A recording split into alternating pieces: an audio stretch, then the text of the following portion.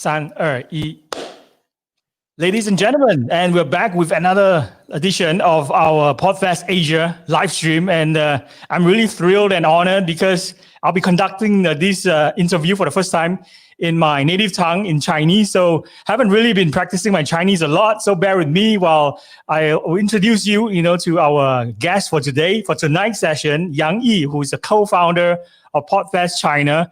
And while we're waiting for the other audience to come in and populate this live stream, this is a short introduction about our special guest. And he's someone that I really admire because basically listening to his podcast on Spotify, on Apple as well, inspired me to actually start this PodFest Asia event for the first time.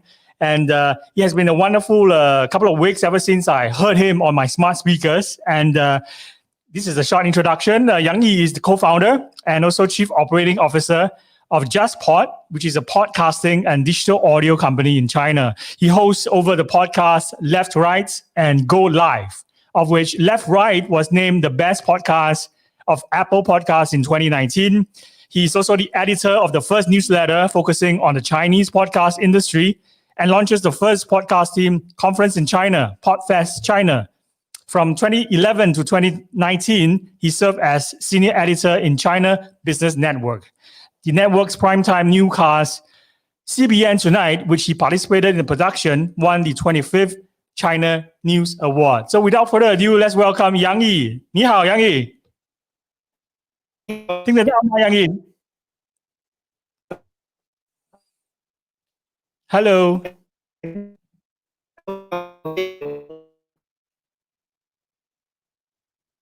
嗨，杨毅，你听得到吗？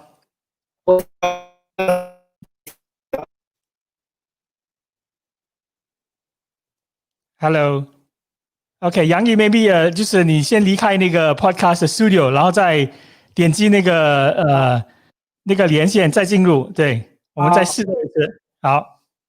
So because he's based in China and he's in Shanghai right now, of course, we all know about the Great Firewall of China, right? So it's the first time that we are actually trying using StreamYard to do this live streaming broadcast. So there might be hiccups along the way, but bear with us while we try to make sure that we are able to spend as much of these 30 minutes to discuss as many topics as possible. So welcome back, Yang Yi.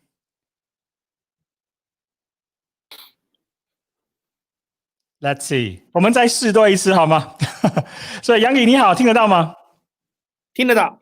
OK， 太好了，就是我们先进入第一个话题。OK， 我先来聊一聊播客，就是相信很多人都听过播客，在比如说跑步啊、健身中啊，在家里日常做家务的时候啊，都听播客，对吗？你听播客的那个 frequency 是多少呢？我自己现在的时间的话，一般是主要是两个时间听播客。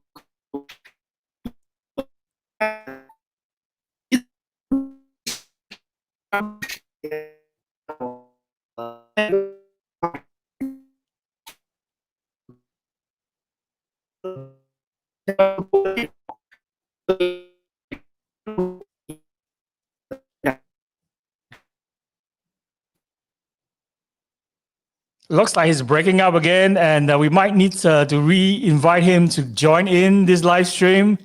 所以杨毅，你就是再进入多一次好吗？让我们再重新试一次，再试一次。So let's remove him from the screen. And topics that we're going to cover, basically, if he's back on and he's live again, we just want to find out about how, podcasts has really taken off in China. And of course, they have been doing conferences about podcasting theme for already 2-3 years. And for the rest of Asia, right, in Singapore, for example, we haven't done any until 2 days ago when I started streaming live and basically invited podcasters in the Asian region to come on to the show. And let's welcome back Yang Yi. Hopefully this time we can actually hear him talk for at least a couple of minutes before it's cut off again due to the Great Firewall of China, yeah? So fingers crossed. Let's see how it goes.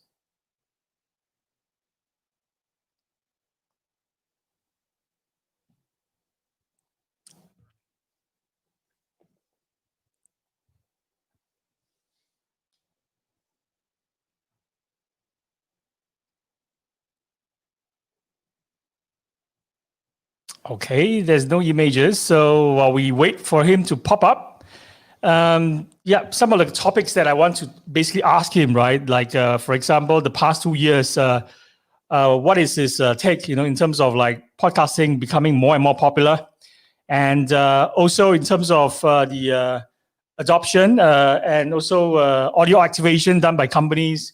We see so many production companies popping up in China that are doing podcasting, that are helping brands to do podcasting as well. So we want to see or hear, from his point of view, how this has actually, moved the industry forward. Yang Yi 听得到吗？可以，我在想，我们要不要把 camera 关一下？因为我觉得是不是因为视频的关系，所以占用的网速会比较多。可能吧，是，但是如果关了你的那个视频的话，我就看不到你了，看不到你的 expression，就太可惜了。要不然我们就尝试一下，就是你先把你的 camera 给关掉吧。OK，对，这样会比较好吗？听得到吗？我可以听到你，你现在听我顺畅吗？顺畅，非常顺畅。好，这样你继续说，就是刚才我们问你的那个问题，就是你在家中或者你就是经常听那个播客，对，那个 frequency 频率是多大呢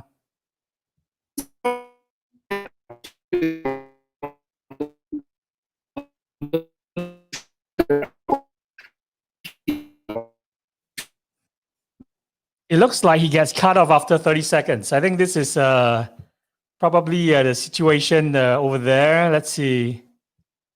Yeah, he got cut off again. So we need to remove him from the studio. And hopefully he comes back on while I continue talking, right? And make sure there's no deep voices on air. We want to find out like how he actually got inspired to start PodFest China, and with the third edition that was held in Shanghai, I think back in October, right? How many people, showed up this time? And compared to the first edition, what are his hot takes in terms of whether the community are getting more, collaborative than ever, or does he see, the trend continuing where everyone is basically just doing or concentrating on what they're doing and collaborating, not as often as desired, right? So we want to find out how building a community helps him to also push forward his ideas in terms of like making his own show as well. I think he has a podcast called Left Right that I mentioned earlier, and another one called 去现场, which means go live, that actually getting more listeners as well as a result of his involvement in community events and organizing and gathering people from all over the podcast industry in China together. So we want to find out from him. And unfortunately, we can't get him back. We'll keep on trying because we have 30-minute slots right until 9 p.m. when we have our next guest, Jason Barnard, who is based in France. He will be sharing SEO for podcasting. So lots of advice and tips that he'll be sharing with us later on. So let me see, Yang Yi.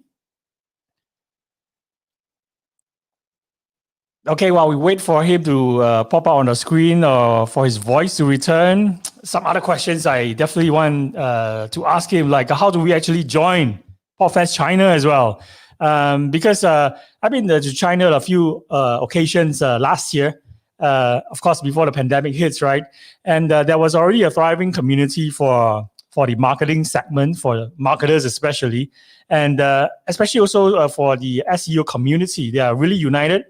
And the events that were held in China were all at extremely large-scale events, and thousands of people show up for those community events. So for the podcasting industry, because it's a new and thriving industry, and of course the scale is not as huge as those established programs, we still see a lot of potential in terms of its growth and in terms of participation, and of course inspired by other, should I say, strategies or inspired by other ideas from world global conference events like South by Southwest, where they open source for panel speakers. I think, Yang Yi, you're back. Yeah, I'm back. 我们还剩下15分钟，所以我们会继续尝试，直到9点左右吧。所以你能够就是说一下你对 PodFest China 就是启发你就是就是去创建这个 PodFest China 的那个 inspiration source 是从哪里来呢？对我来讲，其实最早的动力很简单，就是因为当时中文的播客其实节目没有，就是有一些人在做这个播客，然后他们是 podcaster，但是呢，中国的播客它的特点是在2018年底、2019年初的那个时候，它有一个特点是很多都是非常专业领域的人来做，比如说他可能是一些心理学的专业的人，或者是博物馆学或者是考古学，他会有很多很专业的人来做这个 podcast。但是对他们来讲，就是他们可能更多的是把这个 podcast 当成是他们一个表达的工具。那在那个时候，我会觉得说，其实 podcast 本身它应该成为 community。Right, we're losing him again. So let's try to get him back later on. But I think even for that short 1 minute, we could feel his passion for podcasting. And let's see whether he's not back. So, even that short 1 minute, right, it allows us to basically get connected. I think one of the wonders, or should I say, why podcasting has actually changed my life as well. I'm able to actually connect with a lot of people that I've never met before, from all over the world as a result of doing podcasting, because we're able to find a common sense of belonging, a common sense of community and tribe. So when you actually, go to a concert, for example, right, and you know that you're going to watch, the same band, for example, there's a sense of community, and you're back. 请继续讲 Yeah, 继续讲。然后我就在想说，我们需要用一种offline 的一个线下的方法，把所有的这些人聚在一起，然后这样让他们有一个很清醒的认识，就是说我不仅是一个专业领域的某一个专业领域的人，比如说我不仅是一个心理医生，我不仅是一个历史学家，那我还是一个 podcaster。那我既然做了这个 podcast， 我就要把它当成是一个事情这样子。所以我在2019年的1月份的时候，跟另外2个 founder，这个Rebecca Cancer 还有 Anita 徐，我们3个人一起做了 PodFest China 这个活动。然后当时请了很多的 podcaster 来。那当时另外还有一个很重要的事情是，我们觉得当时的中国的播客，它的制作都非常的简单，形式也很单一，基本上都是一些talk show， 就是一些聊天的节目。所以我们觉得可能我们听到很多英文的播客，其实它的制作非常的丰富，然后这个非常 high quality， 所以我们觉得也可以去通过这样的一个线下交流的方式，让大家可以学到很多的一些新的经验。所以那个时候也就从一开始就会邀请一些国外的producer， 或者是甚至包括像 This American Life 的 producer 来一起参与到我们的这个 PodFest China 里来，然后可以跟大家分享一下自己的一些经验。非常棒 ，OK， 现在就是那个 signal 比较 consistent 了，没有断了，所以极快就是先问你下一个问题，就是今年这个 PodFest China 已经是举行第3年度了，对不对？所以你就是像回顾一下，就是这3年你看到它的那个 improvement 跟那个发展，你对它的那个印象会深刻吗？就是对它的那个发展的速度，那个也觉得就是够快吗？非常快。中国其实的这个 podcast 的发展，基本上是在过去这2-3年当中有一个非常大的变化。我们当时刚刚办的时候，就像我刚才说的，很多都是一些专业人士，他们其实并不太了解 podcast 的一些所谓的 art of audio 这些事情，他都不是特别了解，也不太知道 production 是什么。对，但是其实过去的2年当中，中国有几个很大的变化。第一个是2020年中国开始出现了专门针对于这个 podcast 听众的应用，就是 application。然后有了这样的应用程序之后，其实可以吸引更多的人来听这样的节目。那第二个呢，就是它就也inspire 了很多人来作为 podcaster。然后有越来越多的可能他不仅仅是一个专业领域的人，他可能是原来从事媒体的人，或者是原来从事其他内容创作的人，他们也开始进入到 podcast 的领域来做播客。那这其实很大的丰富了播客的内容。所以我觉得其实过去2年的变化还是非常大的。太好了，就是咱们都非常想去上海跟你们见面哦，就是全亚洲嘛，都是对中国就是非常的有兴趣，也很想去跟你们交个朋友。所以就是如果我们想知道怎么有机会，你们的下一个那个有什么预告了那些节目啊或者 event 啊，你们即将就是会推出的吗？我们应该就是关注哪一个项目会比较就是可以让就全世界的其他人也有机会就是参与你们的活动呢？如果是关注 PodFest China 的话，其实我们接下来会2021年会有几个，第一个是我们还是会在2021年的这个上半年，大概3月到5月份之间来做这个第2次的中国的这个播客听众的调研。那我们在2020年的时候曾经发了这样一个 survey， 也成为了现在几乎是可能是中国播客市场上最权威的一个数据，然后今年也不断的在被各个媒体引用。那我们明年还会继续来做，我们也会去观察整个这一年中国播客市场发生的一些变化。那另外当然就是我们在明年的这个4季度的时候，第4季度可能是10月份，可能是11月份，我们会再办第4届的 PodFest China。那我觉得如果是从整个行业的角度来说，这是非常值得关注的。那另外的话，如果你提到像节目的话，其实大家可以去关注一下今年这个因为刚刚苹果公布了它的 Best of 2020的节目我觉得那个榜单上的节目，说实话还是比较能反映中国播客的一个真实的情况，就是说它既有这个 editor pick， 有这个苹果自己非常喜欢的节目，但同时也有很多是根据这个Apple 的这个 Podcast Charts 来做的一些所谓的 Biggest Show、Biggest New Show， 所以我觉得那些节目很可能是你了解中文播客的一个非常好的一个第一站吧。当然，就是这些播客都不需要，就是单单就是只有在喜马拉雅或者在那个小宇宙 APP 上可以就是下传或者就是去听到，对不对 ？Apple 里头我们也可以就是找到这些很好很棒的中国的播客，所以就是这个2020年度播客。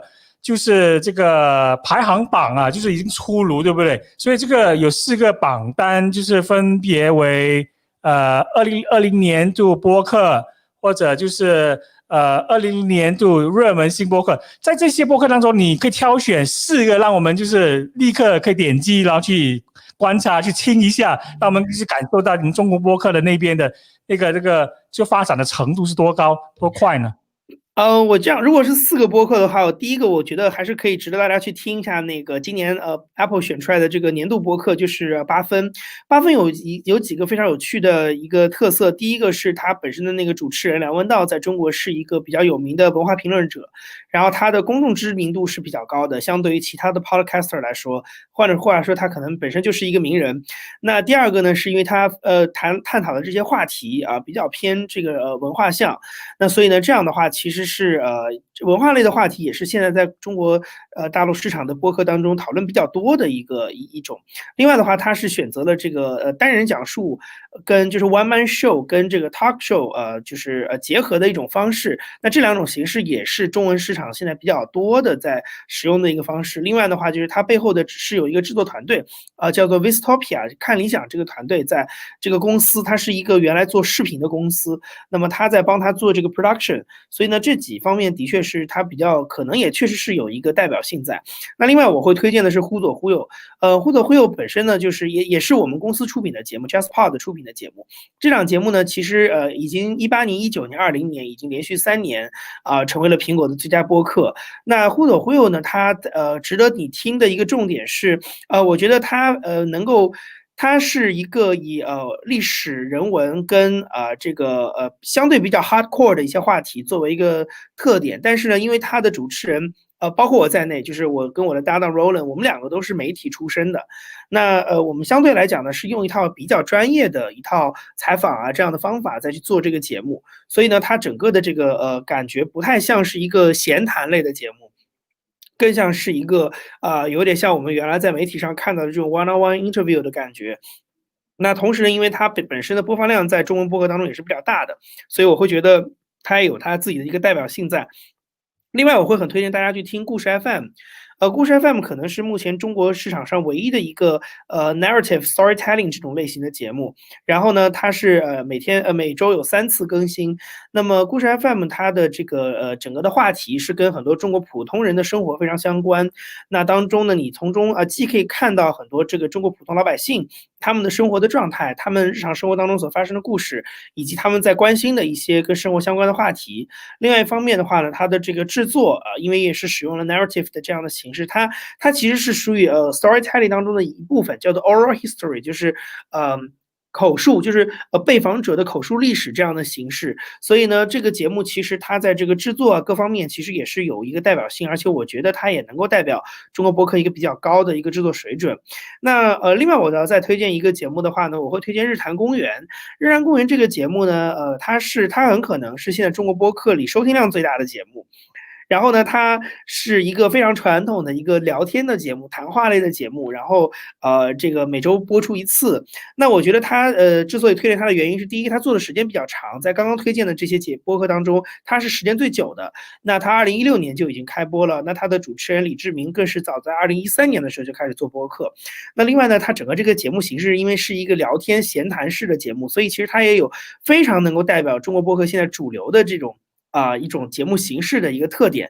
第三，我刚才也提到，就是说它的节目播放量也比较大，所以其实你也可以看作是在目前2020年这个时间，可能中国的听众比较喜欢的一个内容。所以我觉得，如果你让我推荐4个的话，我觉得刚才这4个节目这个8分，然后忽左忽右、故事 FM、日坛公园，可能是比较值得大家去听一听的。太棒了！我就是待会儿我今晚就是去下载收听一下，然后我们也得提一提，就是你的另外一个播客，就是去现场 Go Live， 对不对？那个是你应该是可以说是你的 pet project 吧，因为是关于就是你最热爱的那个体育，就是你是支持曼联足球队对不对？没有，因为我其实只是这个刚好聊到了一些跟英超相关的事情，我并不是一个我并不是一个正儿八经的球迷。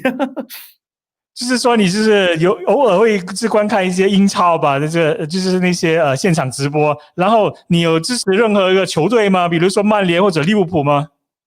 那我其实做那期节目完全是因为我个人对那个当时这个就是中国的这个大的视频平台去购买英超版权这件事情非常感兴趣。其实我本身并不是一个资深的球迷，所以但是我认为有很多的人可能跟我一样，他虽然不看球，但是这样的一个事情对于媒体产业来讲有很多的意义，所以当时我找了一个体育记者来聊这样一个话题。对。太棒了，因为我对就是利物浦非常有兴趣，所以就是从来没有听过一个就是以华语的那个播客的方式来就是表现一下英超的那些非常棒的那些球员啊、球队啊，比如说曼联啊、利物浦这些。所以就是这个节目，我看我对我们就是在亚洲其他地区吧，比如说新加坡比较多大的那个就是 follower， 所以他们也会对他深感兴趣。就是如果你可以提一下，就是这个你跟那些主持人啊，就是聊起关于体育赛事直播这些，哪一集是非常就是受瞩目的呢？我们应该就是去 check out 的呢？去现场这个节目其实它是当时我们在做的时候，其实有几个很大的核心。第一个就是我们觉得这个记者是一个非常好的一个群体，因为我基本上采访的对象都是一些媒体人所以呢他就会记者，因为他五花八门的关注不同的领域，体育啊、文化啊，然后时尚啊、娱乐啊，所以你可以听到各种各样不同的行业的信息。那如果你要推荐几个 episode 的话，我会推荐这样几个。第一个是我在2020年的2月份的时候曾经做过一期关于武汉。因为当时是整个武汉的疫情刚刚开始出来，然后整个城市 lockdown 的时候，所以那个时候我当时是类似于有点像一个杂志记者做这个调查的方式，就是去找了3个普通的市民，然后进行了一些调查采访，了解一下他们当时在武汉生活的一些情况。那这集因为我们当时是非常就是算比较大胆的去尝试了一些narrative 的这种方式，所以我觉得那一期节目可能也比较值得大家去听。然后另外一集像你刚才提到的这个英超的这期，我其实个人也是很推荐的，因为它非常能够代表我们这个节目的一些特点，就是我们会花不长的时间，可能20到30分钟这样一集的时间，但是我们会把某一个行业里面尤其是跟媒体相关的这样一个这样一个侧面都展现得非常清楚。那期我们其实主要的就是在讨论说英超怎么样进入到中国，它是怎么样通过媒体、通过 cable、通过 satellite 这样的一个直播进入到中国，以及中国大陆的观众这么多年是怎么样来跟随着这样的一个收视的媒介的变化，从电视到网络，然后通过英超把这样的一个变化都串联起来。所以我觉得那个其实既是一个产业话题，但同时也是一个跟很多球迷的记忆都相关的。那最后我推荐一集是我在11月初的时候，也就是美国大选的前夜上上的一期节目。那今年今年是2020年，那整整100年前的1920年的11月，刚好是美国第一家的商用的电台 KDK 开播，所以对我们来讲，这其实是一个世纪的纪念。所以当时我就做了一期节目，然后我也用了一些这个美国的做 podcast 的节目方式，也是使用 narrative， 但是是我一个人来，就是我没有采访，但是是我一个人来。那我通过对一些资料的梳理去尝试回溯了一下世界上第一家商业电台它整个这个创立的过程。那我觉得那个是一个非常好的一个对我个人的制作也是一个非常好的经验，而且在整个中文的市场当中可能也比较少能够听到这样形式的节目，算是一个尝试吧。所以我会推荐大家去听这3期节目。当然现场因为每期都是我自己在做，所以我觉得每期都很精彩。那如果你喜欢的话，我也希望大家都可以来收听。我非常的有兴趣，所以我一定会去收听。然后就是我们现在剩下5分钟，我想你跟我们聊一下，就是你对未来的展向会有什么看法呢？就是说，比如说下个3到5年吧，你认为在中国的这个播客这个市场，播客的那个前景是多么的，就是会越来越火吗？然后你对就是全球的播客的那个趋势也是有一样的这个看法吗？首先是我觉得正好这2天大家在看到这个2020年底的时候看到我先说美国市场有几个新闻一个是昨天前2天传出来说 Amazon 有可能也会去收购 Wondery， 然后今年有好几个大的并购案，所以其实很多人也在讨论说2014年从 Serial 开始出现到现在，那么经过了5-6年的时间，这个美国播客是不是一个阶段就结束了？那我个人觉得呢，也可能有这样的一个状态吧，就是说，美国的市场已经变得非常的成熟，然后它也带动了整个播客产业，在包括中国、包括英国、包括像东南亚地区在内，那很多地方呢的这个播客都会越来越红火。那其实美国它的这样的一个 pioneer 的角色，也向整个市场展示了，就是播客这个产业未来它的一个变化的状态，它的听众规模可以达到什么样的程度，它的节目质量可以达到什么样的程度，它的商业化广告的体量可以达到什么样的程度，以及在当中的这些创业公司或者是相关的企业，它整个的这个发展，比如说它最后是被什么样的机构、什么样的平台收购，这样的一个退出的机制，其实我们看到美国已经有一个非常成熟的展现，我觉得那个对于全世界来说是一个很好的一个参考。那所以我认为就是说，从全球大的趋势来讲，播客现在被越来越重视，然后整个听这件事情也在被越来越重视，因为我们知道苹果在不断的做硬件，它在做 AirPods， 它可能这个月还要再发布头戴式的这种 AirPods Studio， 还有 HomePod 这样的智能音箱。那很多其他的这个大的科技公司，包括 Google、包括 Amazon 都在做这样类似的产品。所以这些硬件的推广，其实非常容易让我们联想到10年前iPhone手机推出的时候，那 iPhone 的推出其实彻底改变了大家获得娱乐、获得信息的方式。所以我觉得，当你有了像苹果这样的一个大的硬件厂商去推动耳机，去推动这个智能音箱的在家中的普及，这个会为大家创造很多新的时间、新的场景。然后很多人可能原来不觉得自己会听内容，他也会听。那么同样的这样的情况，其实在中国正在发生。刚才你也提到，今年出现了小宇宙 APP， 那这是中国第一个针对于播客的这个中国本土的应用。那其实未来我们看到中国很多大的音频平台也都已经开始在做他们各自在播客上的一些产品或者是一些 channel， 那这些都是对播客非常好的推动。当然更重要的是，我们看到所有的这些不管是硬件上的增加还是软件上的增加，其实都带动了听众的增加。那中文播客的听众现在在变得越来越多，那播客的创作者也在变得越来越多。我觉得这是一个市场变好的一个最基础的事情。所以我觉得当然了，中国的这个播客的商业化，它的广告这些事情，我觉得还不太像美国摸索的这么成熟。但是我觉得有人来听，有人来创作是一个基础。当这些变得越来越多的时候，那么它的商业价值会慢慢的被大家所发掘。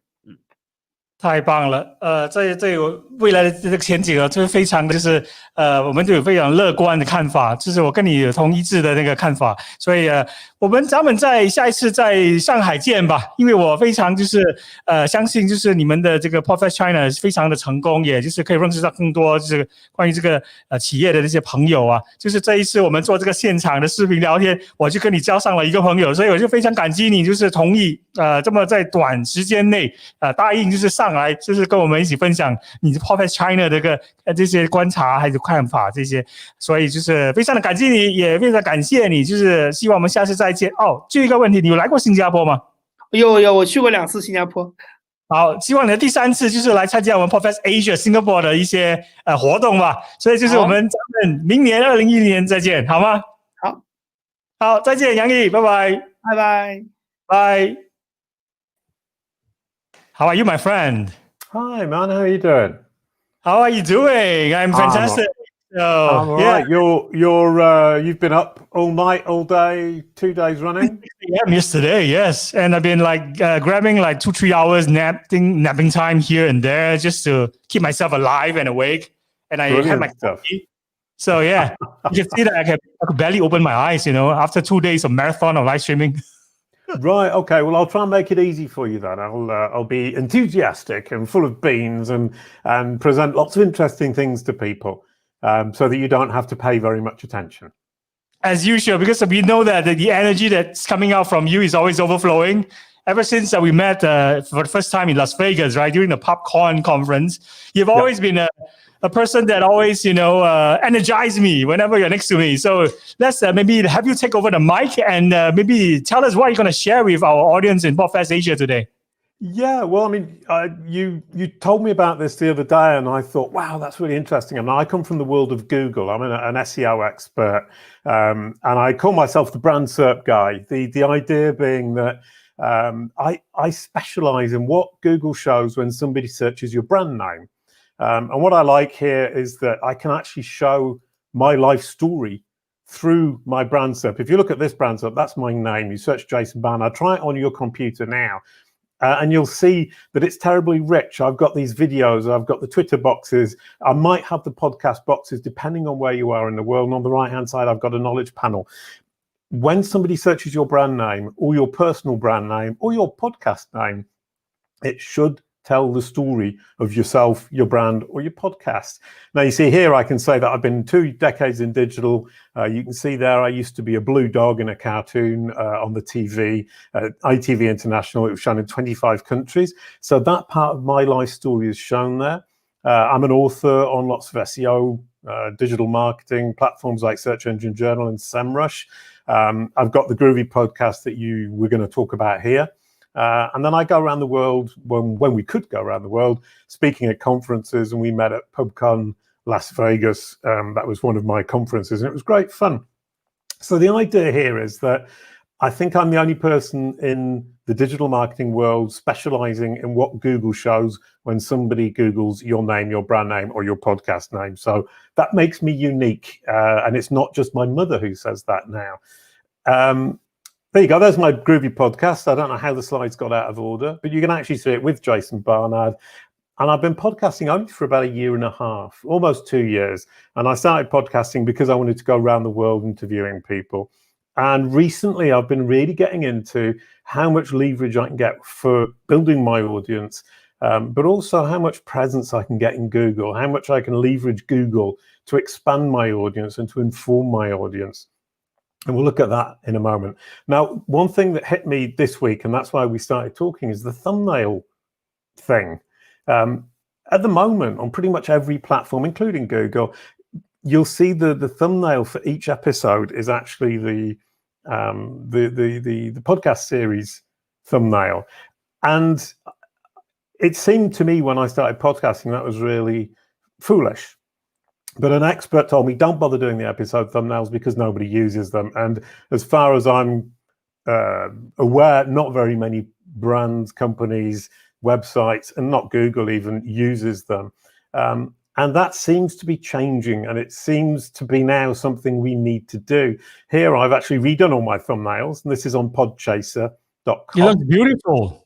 Yeah, well, and I figured if I'm going to do it, I might as well do it properly. And the challenge is that it needs to look good at 30 pixels, which is the smallest I've found, up to 620 pixels, which is the biggest I've found.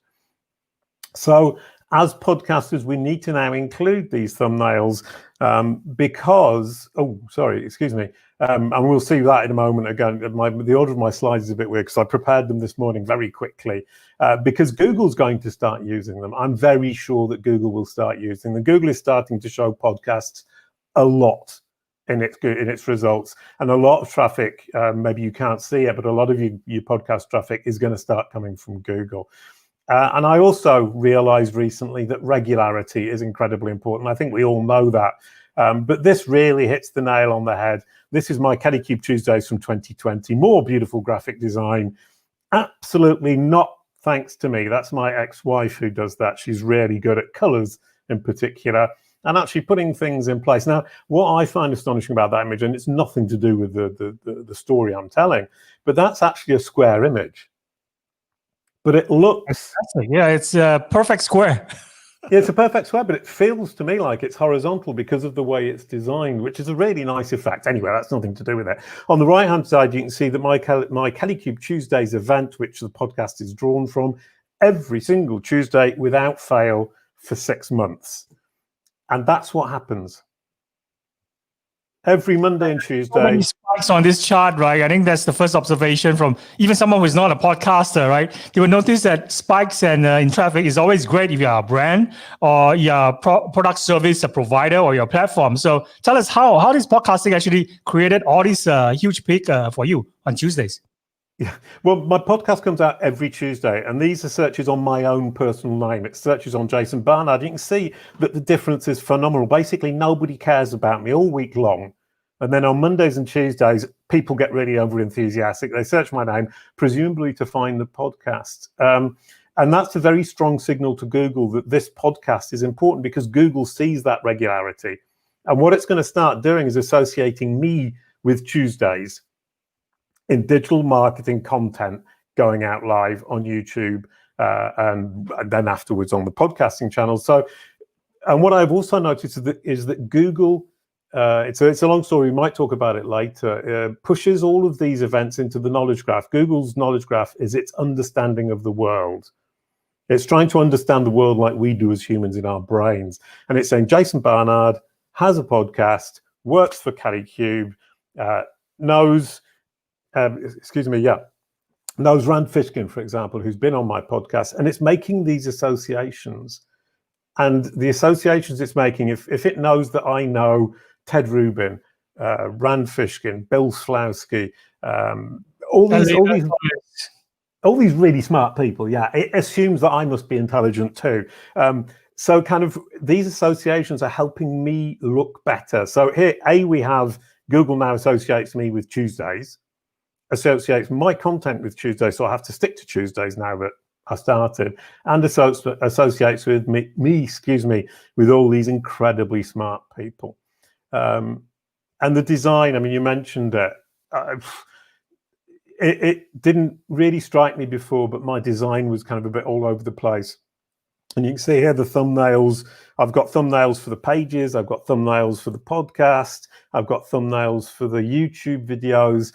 And it's all in a design, very colorful, but you can tell that it all goes together and it makes sense. And that's when you search for Kalicube podcast. And if we come back to Google again, stick on topic.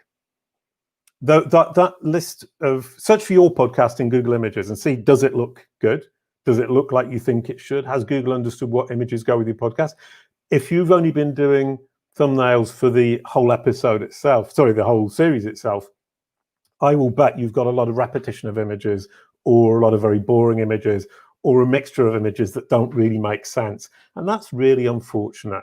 And if you look at the top, you can see Knowledge Graph, Generate Unlimited, Pratfall Effect, John Mueller, who's a guy at Google, one of the most important people for our community, at least at Google, Gennaro Cuofano, an Italian business analyst, Jim Boykin, who's an SEO, Chase Reiner, who's an SEO, David Averin, who's a social media influencer person, retaining customers, which is a topic, nail product. It doesn't mean nail product as in fingernail product. It means nailing product positioning, but it's got a bit confused. But those are the topics I cover. And you can see, it's the topics I cover, and the people who've been on the podcast. And you can see it's very grouped. And this is a good indication of whether Google has understood what your podcast is about. So you search your podcast name of podcast, search it, check your images, and then check those words at the top. And if the words don't make sense, don't actually refer to what you're talking about and the people you've invited, Google really hasn't understood what your podcast is about. And if it hasn't understood what your podcast is about, how can it possibly offer it to its users? And especially if anyone's been using Google Discover is Google saying to its user, you haven't asked for this podcast, but I'm going to give it to you anyway. And this lady here, Jez Schultz, the yellow one, Google Discover and other pushy features, is basically saying to us, if Google's understood what you're talking about on your podcast, Google will push it to people on who it thinks will be interested, much in the way Facebook does today. But imagine the scale. That in 2018, there were 1 billion people using Google Discover every day. I have to interject with one question because right now I'm fascinated by what you're showing us, especially in terms of podcasts being shown up being more discoverable by Google, right? Because it understands perfectly based on the graphics and all the keywords that we're now putting into. Let's go back to that screen. Cool. I like that screen. Does it help in terms of like getting these podcasts, being recommended by, let's say, OK Google on a smart speaker, right? Because of all these, ground laying work that you're doing on the SEO side for your podcast, does it help it to be easily discoverable on a smart speaker with how at home, audio is now penetrating households at a bigger scale than ever before? Well, I think our habits are changing as Google gets better.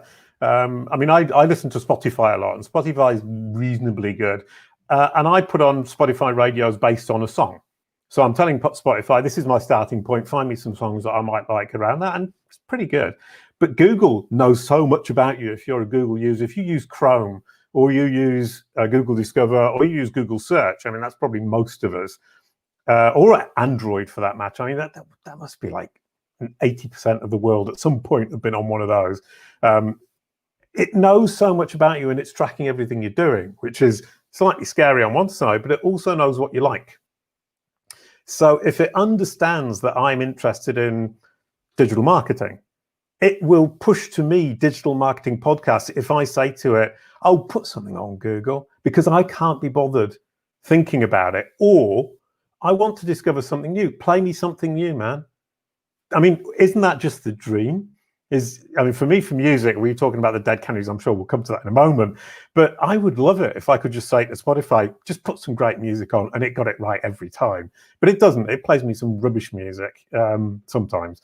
And sometimes it gets it right. Playlisting comes into the picture, right? Because playlisting means we're able to create our favorite bands like Dead Kennedys, Jello Biafra, Ministry, for example. And then because based on the playlist that we keep on repeating, it just continuously play the next song, which is based on the playlist that's just been played. Does the same happen for podcasts? That if we create a playlist of our favorite podcast shows, will this be helping in terms of discovering similar shows? Well, that already happens on many podcasting platforms and applications. Google Discover, in fact, you can see it already. I was on a guy called Savage, David Savage, I think it was his name, the Savage podcast, and it was brilliant. And what I noticed is underneath, or he actually noticed it, underneath my appearance on his podcast, it actually says similar topics, and I'm one of them. So it actually then pushes you to listen to more of my podcast guest appearances and also my own podcast. So it's bringing it all together, but it goes well beyond the idea of saying I create a playlist and then find me some other stuff, which is the Spotify example with music.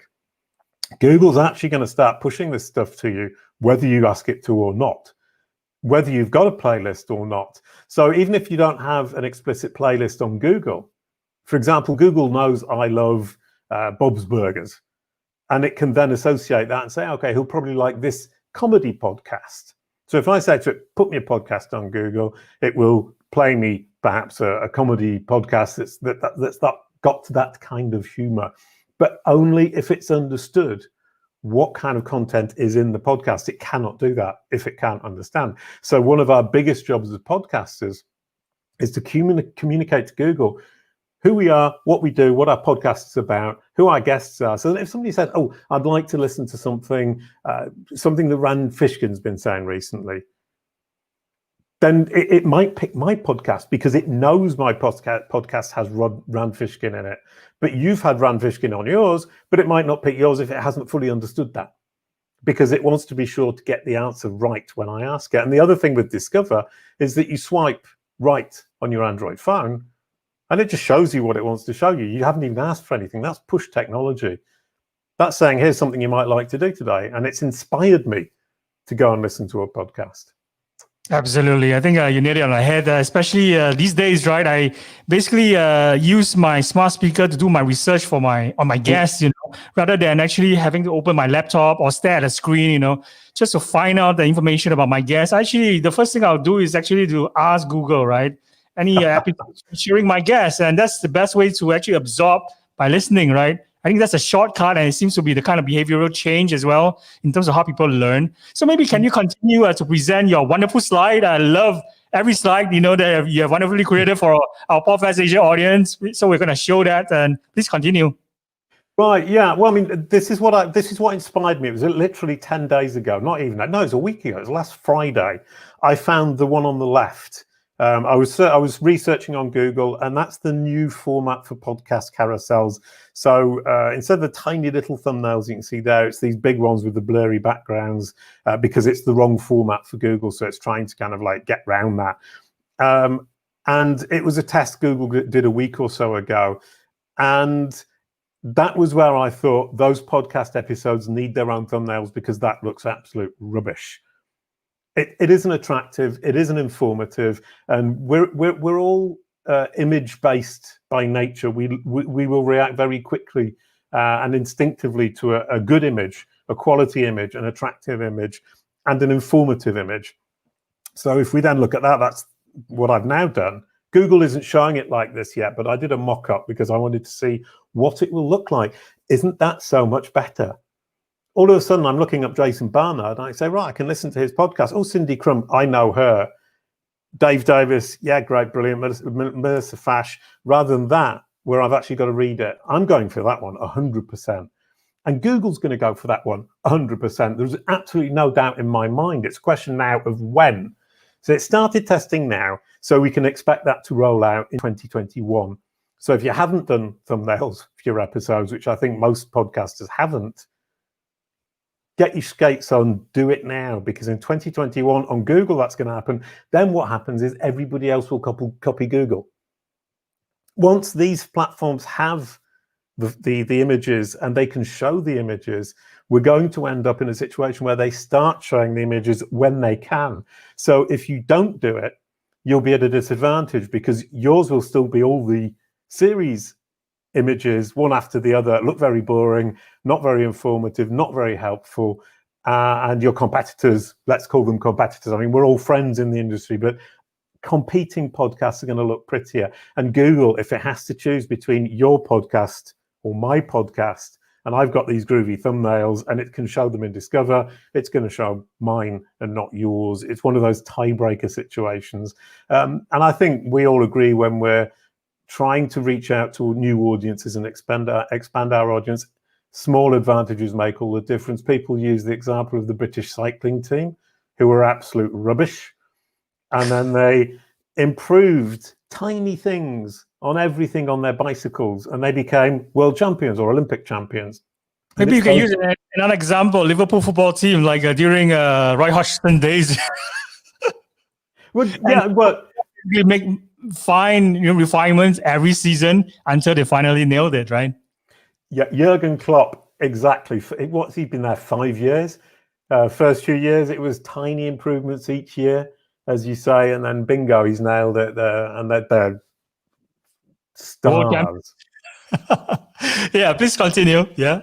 No, yeah, we both love Liverpool. We both love the Dead Kennedys, so we've got a lot in common, which is absolutely delightful. I do love that. Yeah, what else do we need to move on to? Oh, yes, that was it. Sorry, I've forgotten that. I just prepared this literally 10 minutes ago. Podcasts on Google. That's the popularity curve. It's going up and up and up and up.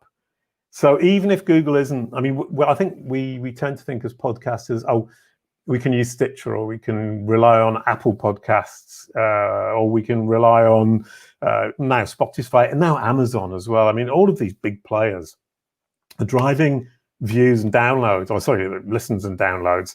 But Google, people are going to Google more and more and more and more. And Google with Google Discover is moving into that space once again of social. So it's like a mixture between Apple Podcasts and Facebook. which is kind of scary. But it's kind of a big deal as well, because it's such an immense opportunity. Because whereas with Apple Podcasts, you're in there searching for podcasts explicitly, on Facebook, they're pushing things to you because of what you have been interested in, what your friends are sharing, and Discover is going to become more and more like that. So the idea that your podcast might suddenly pop up on my Discover page is increasing. And this is the actual people actively searching for podcasts is on the way up and up and up. And you can see some really popular, some countries that are really getting bigger and bigger. I mean, they're the fastest growing ones: Ireland, Norway, Denmark, Australia, and at the bottom there you've got the United States, which is still growing despite the fact it's already the biggest market. Include voice search as well for those who are asking Google, on their smart speakers for certain podcasts. No, this is just web search. Got it. So I didn't actually look up voice search because I didn't know you were going to ask. You've caught me out, you rotter. No, it's learn together. So it's like that's something that I'm going to search on probably later and maybe share back with you, because you're sharing so much golden nuggets of wisdom with us. We should share with each other. Yeah, well, I mean, we were going to just have a chat, and then I said, well, I've got some interesting things to show, and I showed you them, and you said, well, why don't you come along and share your screen and give us a mini talk? So this is a mini talk for me. It's a mini conference, and this is where I'm really based, and I think this is going to talk to a lot of us, and it might open a few eyes. It's your new business card. Now, for a brand or a person, when you meet somebody, you talk to them and you say, I've got this wonderful service, please buy from me, blah, blah, blah, blah. And then what do? When you leave the room, they search for you on Google, and what comes up is effectively now your business card. And if it's rubbish, all of that great convincing you just did goes out the window. And if it's great, you've cemented the deal, you've nailed it. And this is mine. We saw it right at the beginning. And I think my business card is pretty cool. You can see there the podcaster at the top, so people immediately know that I'm a podcaster. My Twitter boxes are there, so they know that if they go onto Twitter, they're going to find me being active. It's telling my story, as I said, and it's saying to somebody, this person, Jason Barnard, has his site at the top. He has his podcast. He's got a Wikipedia page, although that's now been deleted, which is a whole story in itself. They deleted it because I kept editing it, and they don't like that. And he's active on Twitter. And if you look further down, if we think back to what I said earlier on, I write for Search Engine Journal. I write for SEMrush. I talk at Yoast, which is the WordPress plugin people. And all of that kind of makes me terribly, terribly convincing. So I like to say that a brand SERP or a personal brand SERP or a podcast brand SERP needs to be accurate, positive, and convincing. And this is accurate. I've made it accurate. I control all of these. It's positive and it's convincing. I look like I know what I'm doing. And then I found Mark Mayron, who's famous apparently. He's got his podcast up there. Now, these are the three I will be looking at as a podcaster. Think about, what does Google show? I mean, people are looking up your name, the host name. Wayne, you look up your name. What comes up? Is it positive? Does it represent you? Are you even on that page? The answer is probably not if you've got a very common name. If you've got an uncommon name, probably. If you've got a common name and you're famous like this guy, you're going to be nailing it. You're going to be dominating, and people will find something positive, accurate, and convincing. Then look at your podcast name. If your podcast carousel boxes aren't there, then Google hasn't got to grips with your podcast. Then look up the host name plus the podcast, same thing. And you want all of these to be the best possible representation of yourself and your podcast, because that's what people see. And Google is a reference for people. When I search somebody's name or somebody's brand name, I trust Google to show me an accurate representation of them. So that trust in Google means that for people is truth. Obviously, that's exaggerating a little bit, but we're not very far away. How many people go through to page 2 or 3 or 4? Nobody. You stick on page 1, you say, that's what I was looking for. He looks cool. She looks cool. That podcast looks great. I'm sticking with it. Or that looks absolute rubbish. I'm going to go and listen to somebody else. And that's about it. I mean, there's a whole kind of technical aspect of how you go about it. But I mean, follow me on Twitter or on LinkedIn, connect with me in some way. And I actually teach this. I have a set of courses where I teach you how to optimize what appears when somebody Googles your brand name or your personal name or your podcast name. And I'm really, really happy to share. I mean, I've got a whole research thing going on at CaliCube where I'm actually looking into it. And I mean, if I can get enough podcast names into my database, I can start tracking those. So if somebody can provide me with a big long list of all the podcasts, famous and not so famous, so that we can actually get a good view of how Google is presenting podcasts in its results, I will be incredibly interested. Right now, I've got 35,000 people, 40,000 brands, 2,500 music groups, and I'd love some podcasts. And you go along to calicube.pro, KALICUBE.pro, and you add your name, and it's free because it's a research project that I'm running to try to understand how we can better control what appears when somebody Googles your brand name or your personal name or your podcast name. There you go. That's my specialist subject, Mr. SEO of the podcast world. Fantastic. I think you're creating a new category for yourself because podcasting SEO is a subject that not many people have written about. I think only maybe Neil Patel has probably one article on LinkedIn. I remember like half a year ago. That's about it. And nobody is really speaking about a topic. And you're provoking this discussion right now about SEO podcasting. That's going to help a lot of podcasters to really cut through the noise. Yeah, well, I mean, I think kind of up until quite recently, SEO for podcasting just wasn't necessary. It wasn't interesting because people weren't going to Google for podcasts. Google wasn't really paying attention to podcasts. Google Podcasts only started a few years ago. So Google had kind of left it to one side and it was Apple dominating. And now you have Google with Google Podcasts, you have voice search, you have Google Discover, and you have more and more people using Google for more and more different things and researching and finding new things to do and looking people up to see what kind of person they are, what kind of podcast we're looking at. Google's really moving into the space, and I think SEO for podcasting is something that would have been worthless 2 years ago, but is quite important today. And from 2021 onwards, it's going to be phenomenally important for all of us. And anybody who gets into it and gets it right is going to win the game. And we see all the bets by Google, by Amazon, by Apple. They are all like producing, smart speakers at scale right now. And we are seeing, I've been seeing charts of explosive growth of these smart speakers invading our homes. And I got my smart speaker recently. I've been talking to it, and my consumption of podcasts has grown 1,000% as a result of that. Of course, I've been listening to more music as a result of that as well, and using it to create, appointments and alarms without even having to touch my laptop or my phone. So yeah, I think it's changing the behavioral patterns and consumption of content. So it's great that you are showcasing and highlighting these important things that podcasters should take note of, and to ensure that we don't get lost in the myriad of so many podcast content creators that are now appearing. And I think there are like 2 million podcast shows predicted for next year. That's a growth of like, I think 100% within a short one period of time, right? So it's like, do you think that every SEO expert should also have their own podcast and nail their own podcast strategy well, so that they can also cut through the noise and create their own category like what you have just done?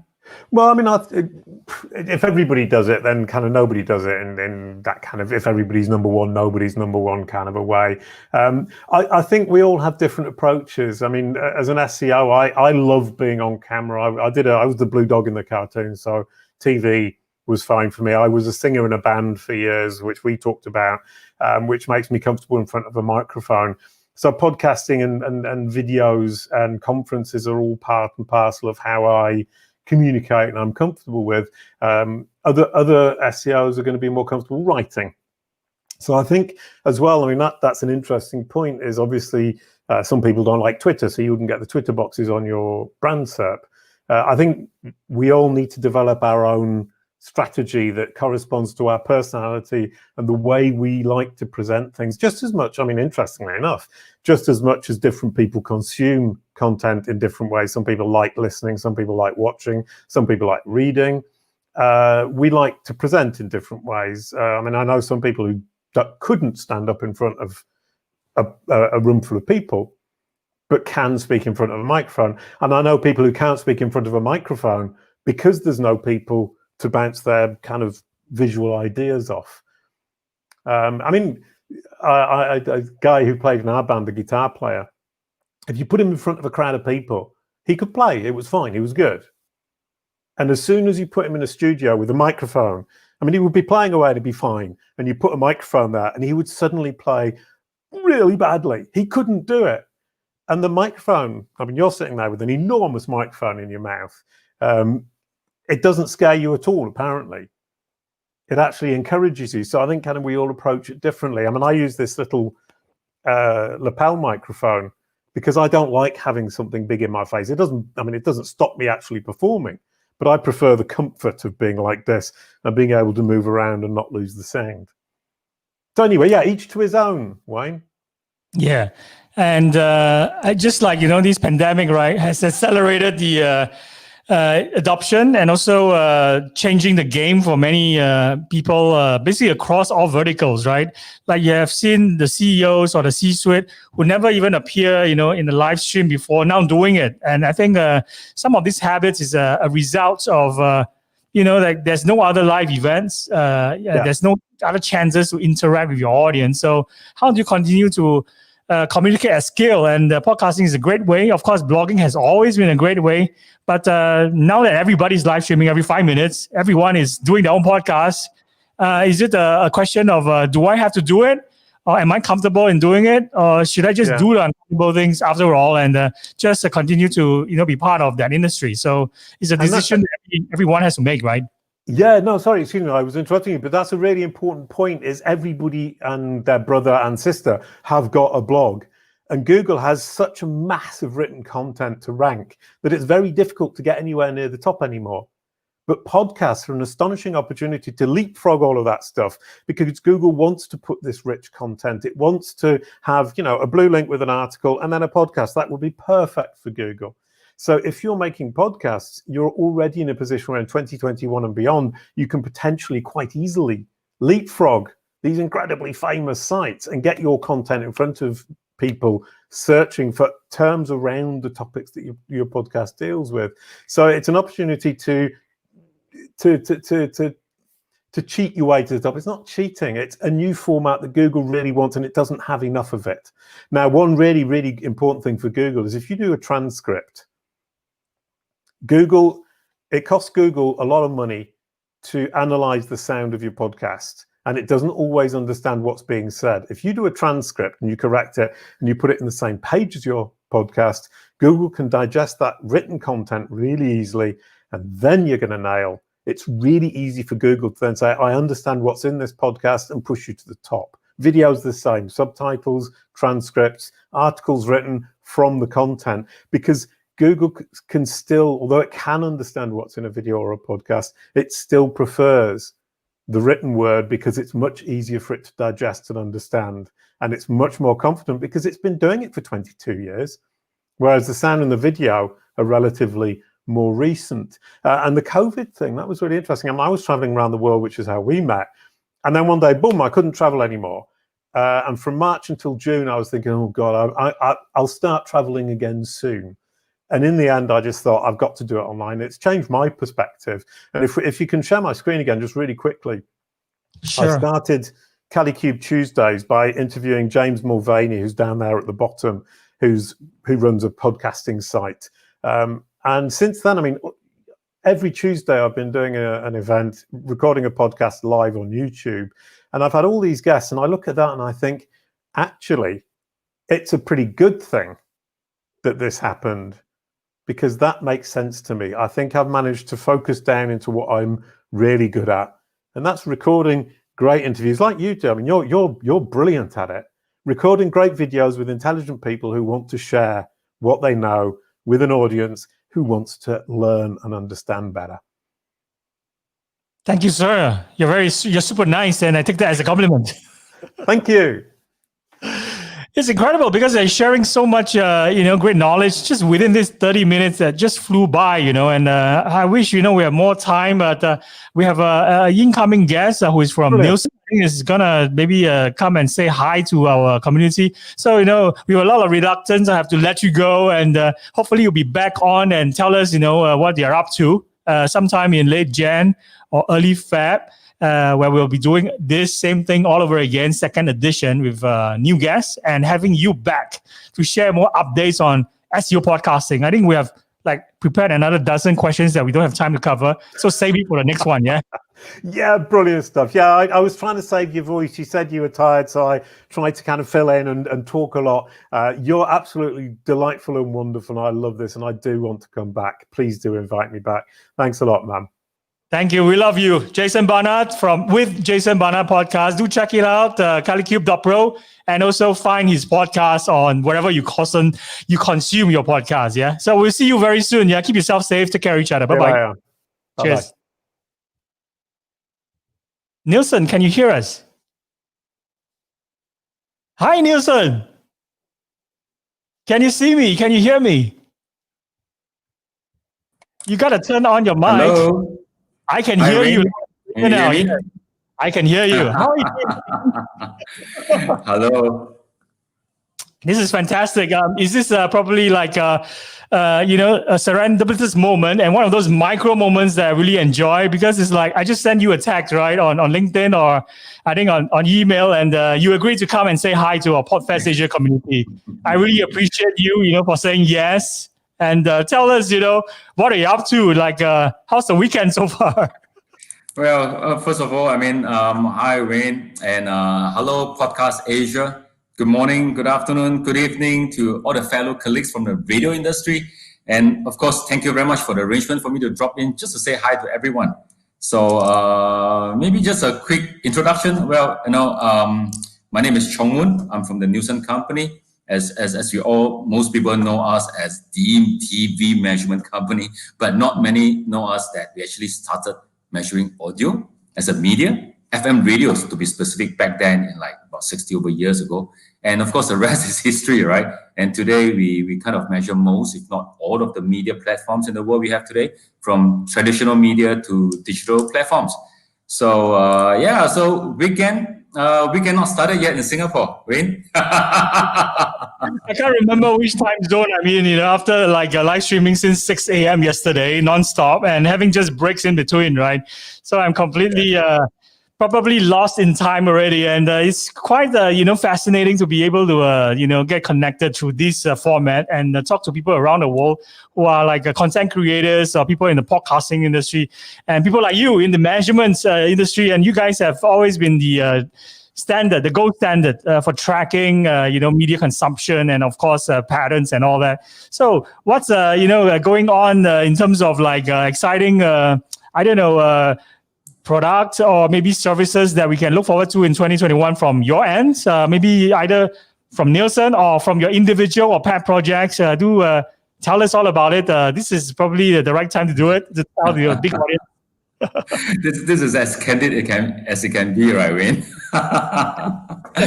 So I think, of course, if you follow the news, I think the global Nielsen company we are today, we are very established in measuring the traditional media, as we all know.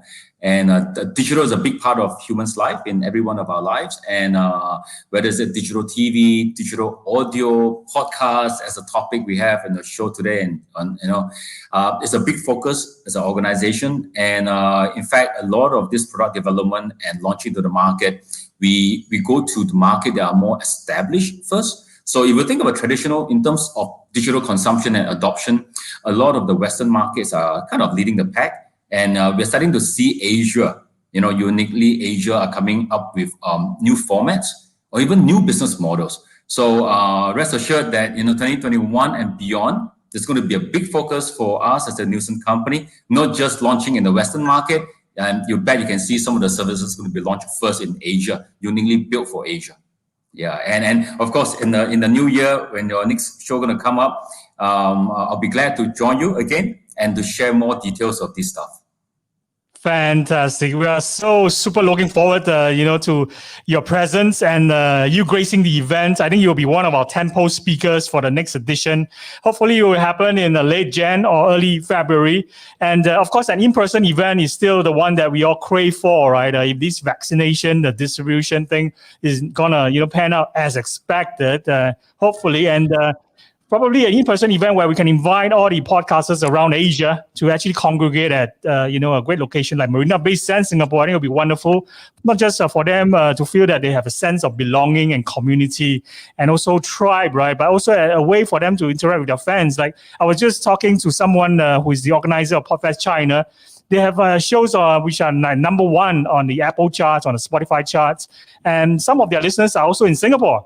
And I also discovered personally, during the Spotify Wrapped annual report edition, right? I found that some of my biggest growth are actually in the UK audience. I actually have UK followers, for my CMO Asia podcast. So these are the things whereby we know that fans and followers and people in the community are scattered globally, right? It'd be great to have everybody maybe in the same place and feel that sense of community. And I think you will be one of the key role person to help us to continue to grow this community. And it's great that you're just popping by and saying hi to us. So I really appreciate you, for saying yes. The pleasure is mine, Wayne. Yeah. Glad to know that you are an international star with global fans follow you. Something like digital transcend all borders. So I think as much as it's an opportunity as a broadcaster, as a producer, it is a big challenge for a management company like us because no longer the borders, no longer their parameters. So the global audience is the measurement, the starting point. And you guys are super important because, all these content distributors, right? All these platforms, they're marking their own homework. So it's important to always have someone as a third party to make sure that the homework is no longer marked by themselves and we get more accurate data. I think that's what is going to help us to grow in terms of attribution and in terms of actually proving to our clients, to our brand partners as well, that they're investing their ad dollars in the right place. So you guys are super important and we can't wait to have you back on again. So Nielsen, please have a good evening and a good rest and enjoy your weekend with your family and your loved ones. I hope to see you really, really, really soon. Thank you, Wayne. And thanks to you. And have a good one, everyone. See you guys. Thank you. Bye-bye.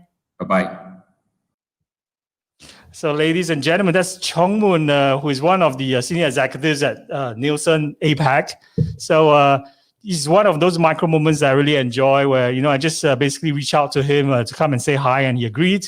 And expect him to come on and speak at our next event. It will still be a virtual event because, although we are already seeing 0 cases for consecutive days in Singapore, and it seems that in-person events are coming back soon, but I'm a pessimistic optimist. So we have to be also cautious about planning in-person events too way ahead.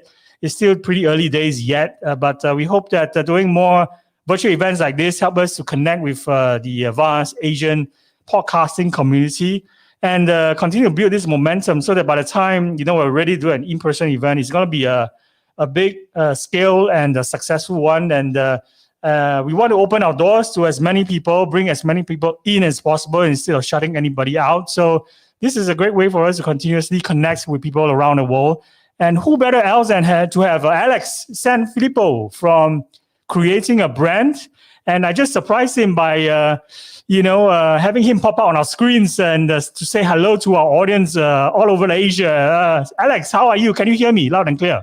I sure can. I didn't expect to get welcomed in this quick. I joined the waiting room and here I am. I'm right here. Because I don't want to keep you waiting backstage. Like this afternoon, I had a disaster. One of my scheduled guests was waiting backstage and he had an anniversary celebration to run to, so he couldn't wait and he left. So I'm going to make a mistake and make sure that you come on as quickly as humanly possibly can. So how are you doing, my friend? I'm doing great, and I appreciate that. I have this is my priority today. I absolutely love what you're doing, so I don't have an anniversary thing to run off to. I'm here to hang out and to add some value today, but I'm really excited to be here. Thank you so much. Fantastic. And I read this incredible article that you put out yesterday about the cancel culture in podcasting.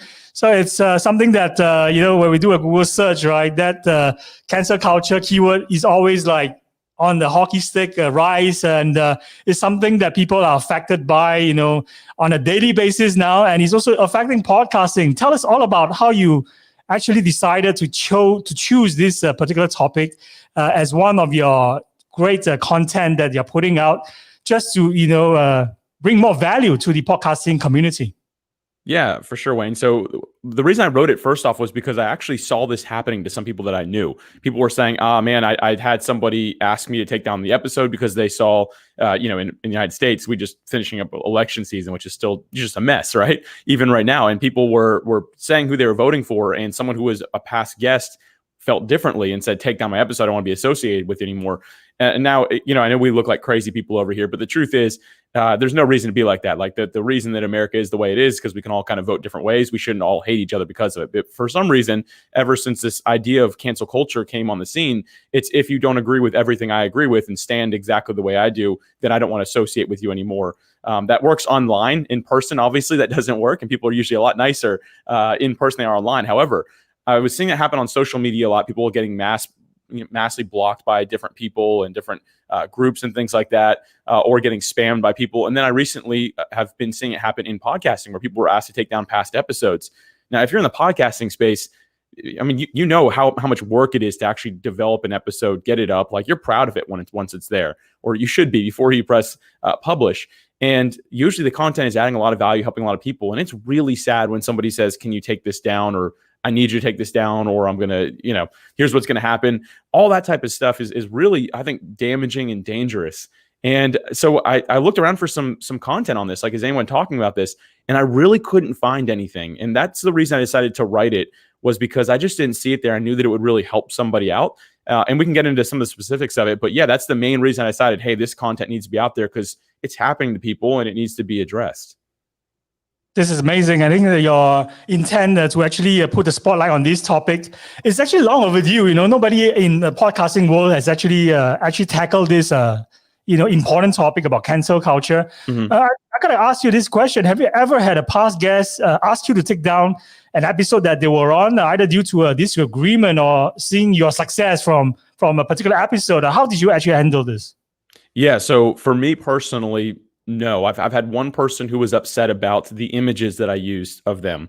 And it's funny because it was the person that their PR person sent me those pictures to use and said, use these as the approved images. And the episode went live and they were furious. They're like, those pictures are a year and a half old. You can't use those. You need to take everything down. That's as close as I've ever personally had this happen. However, in the coaching world, I've talked to people that said, oh, this guest made me take down the episode. And I was like, uh-oh. I'm like, I need to start thinking about how to handle this. So not me personally, but I've seen it happen to a lot of people. As a matter of fact, when I was doing that research for this blog post, I decided just to post about it on social media, and I shared it in some groups and things like that. I had by the time I posted it, it's more than this now, but I had 167 different people leave some sort of feedback, comment, or mentioning that, hey, they've seen this happen themselves. So to me, that was enough to actually validate that it wasn't just a few people that had a problem. It was actually quite a bit of us.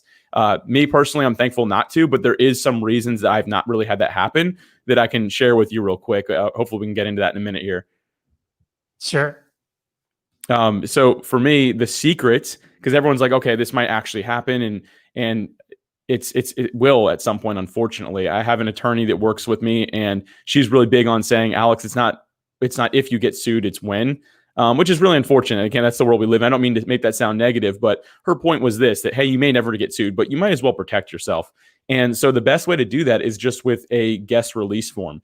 If you have a proper guest release form, then you are protected. And that's one reason for me personally that it's not been that much of an issue or a concern in my mind, because from day one, I always knew that I had to have some sort of agreement with the guests.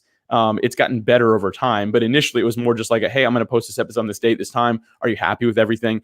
Anything even like that, where there was some sort of agreement, helps, is really getting into that, making sure, okay, you happy with this? Like, I'm not going to work on this for the next week, and then a week later you're going to hate it and tell me to remove it or anything like that. But actually having something in writing that people sign is a really big deal.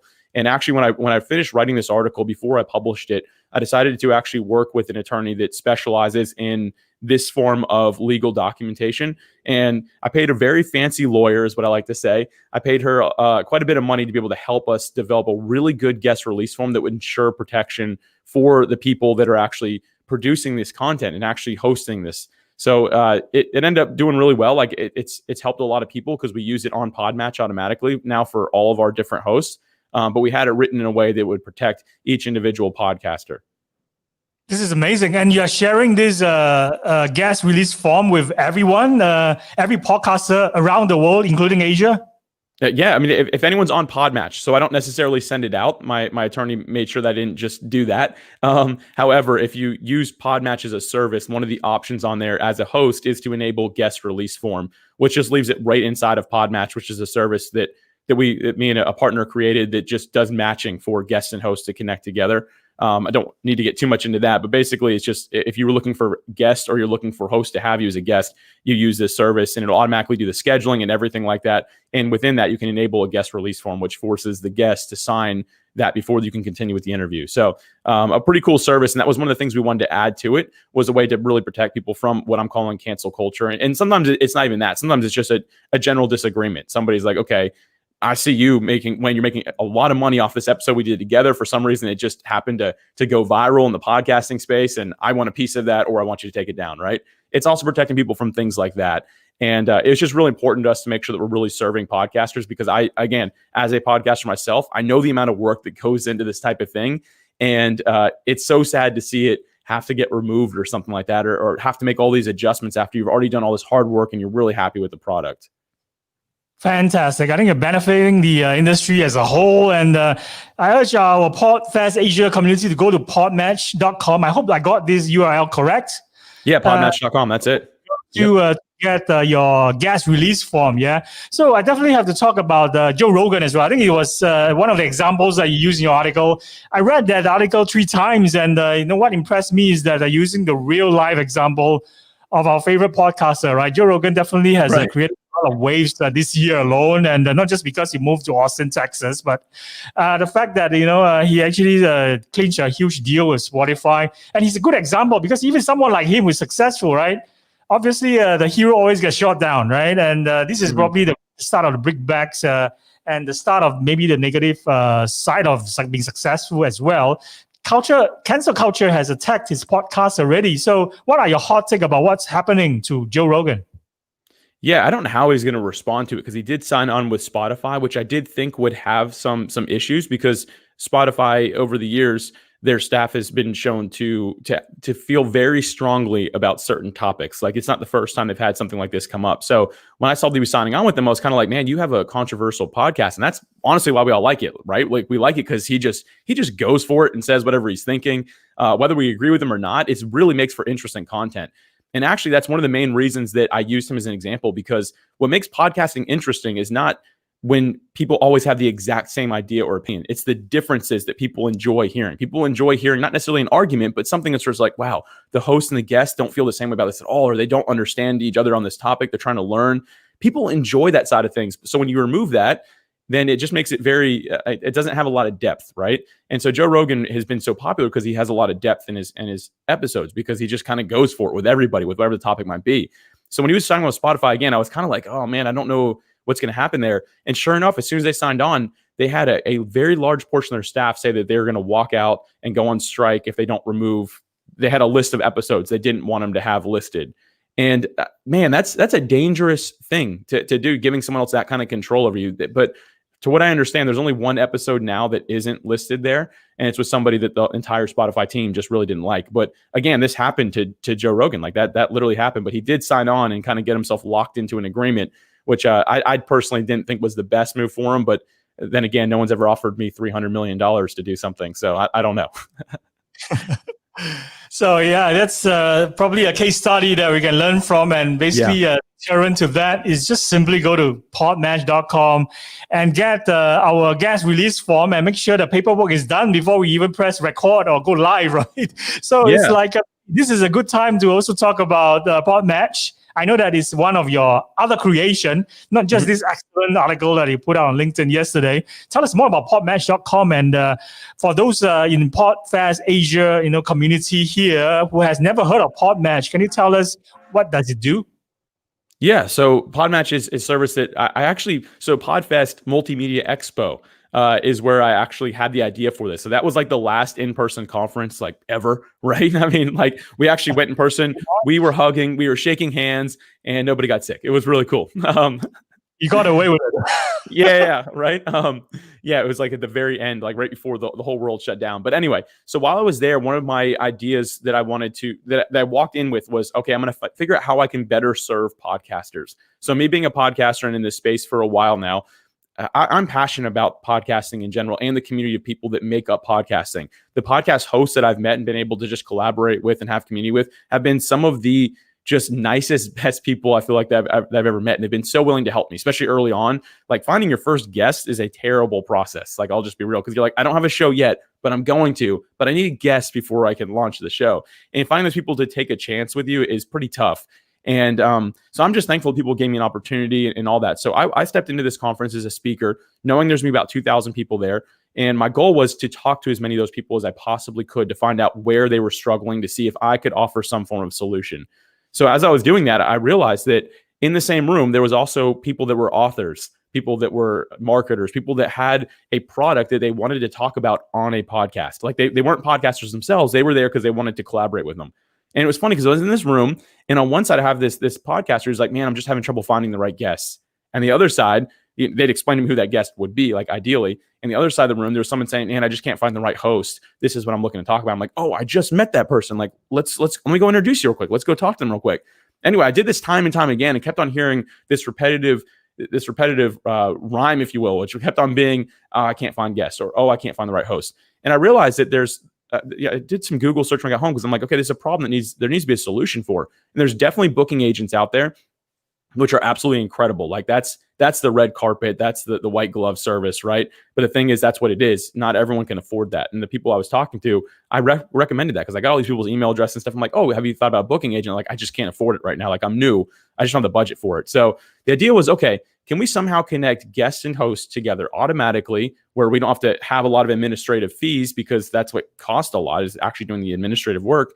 So we just built a program very similar to like an online dating style app that just matches guests and hosts together automatically using an algorithm. It uses a matching core, and that core will automatically say, okay, Wayne and Alex, they both like to talk about this. Okay, they'd actually be a pretty good fit. It matches us together, and then we can message right there. We can schedule. We can use the release form right there and do everything right within PodMatch to be able to actually set up this entire interview. And the idea was just to offer that solution. Like, how can we really serve podcasters to find that next great guest, which in my mind enables them to continue podcasting long-term. And that's really the whole vision behind it. And it's been really great. We've gotten some good feedback and really helped a lot of people out along the way. What I love about this idea and this particular, platform that you have built is that it really reminds us of Tinder, right? And everyone knows how to use the app. So it's like kind of a no-brainer and easy to set up. In fact, no setup required. Just simply sign up for an account, right? And you're all set to go. Yeah, and it's free. Again, to serve podcasters, we want to make sure that it actually was a true service for them, that was something that they could use wherever they're at in their journey. Like, and there is a paid upgrade if you need it, but again, that's for like the power users. And I even say that in there. I'm like, it's not for everybody. That's for people that are like doing daily podcasting, like the people that are really going for the top of the top, and everyone else, it's a great free service. And that was really important. So, it's funny. I've actually never used Tinder because I've been married longer than that's been an app. So, but I've heard that a lot. But anyway, kind of funny, right? Good disclaimer. And of course, for anyone, any podcaster in our PodFest Asia community who's aspiring to be the next Joe Rogan, they better go to PodMatch and sign up an account, because it gives them the option to get this release form, right? Which we have just been jamming on this topic for the previous 15 minutes. So for those who are just newly joining in and doesn't have a clue what we're talking about, but it's really important because I think the number one goal that you guys are building at PodMatch is to serve your members, to make this podcast interview process as straightforward as possible. And added this interview release form, which is like God sent, created by a fancy lawyer friend of yours who you actually paid a lot of money to directly introduce. She might call me a friend because I gave her a lot of money. I can't call her a friend because she charged me a lot of money. So exactly. No, you're her client. And it's like, it's seamless and requires no setup, and automatically emails each other this signed copy to the guest and to the host as well. Correct. Yep. Yes, it does. Fantastic. We need to go check that out. And of course, Before we let you go, we definitely need to find out, some of your sources of inspiration. I believe that you got into podcasting also for certain reasons as well, right? Maybe you walk us through what inspired you to take up podcasting. Is it just because you want to communicate across your message to as many as people as possible? That's why you set our podcast. And how has your journey been so far as a podcaster? Yeah. So actually, the real reason I decided to get started was I've listened to podcasts for a long time and I've really enjoyed them. And years ago, I started one that I've actually got 2 shows that are live. I had one that failed really like a long time ago that just didn't do well. I wasn't prepared for it. And there's something about managing your time and setting yourself up for long-term success that I didn't do that first time around. That was years ago. But I always listened to podcasts after that and was always interested. And I remember at one day, same thing. Like I noticed that there wasn't a podcast that was doing what I was looking for. And I just decided, you know what, I want to go ahead and launch that because I bet there's other people who are interested as well. So for me, I got back into podcasting because I wanted to do more masterclass style interviews with people that are subject matter experts and authors and business leaders and influencers in certain spaces, all around the idea of creating a brand. So not branding, but the idea of actually building something for yourself, a side hustle, a startup, whatever it might be, people that can talk to those things. And there's not a lot of and although I do love conversation style podcasts, those are usually the ones that I'm on as a guest, but mine is more like, hey, give us the 5 steps to do this in our business. Give us 4 ways to implement this. And it's really just quick and kind of action packed. And that's what I was really looking for. I just didn't see it. So I wanted to do that to serve the few people that were looking for it. I've never been interested in the masses necessarily. I just know that there's a few people that could really benefit from it. So I've always just done my best to find those few people that need each episode and make sure it gets in front of them. And as long as I'm hearing from one person saying, hey, this is exactly what I needed, I'm really happy at the end of the day. So for me, the podcast side of things, creating a brand is truly a passion project, something that I love to do to serve the world around me.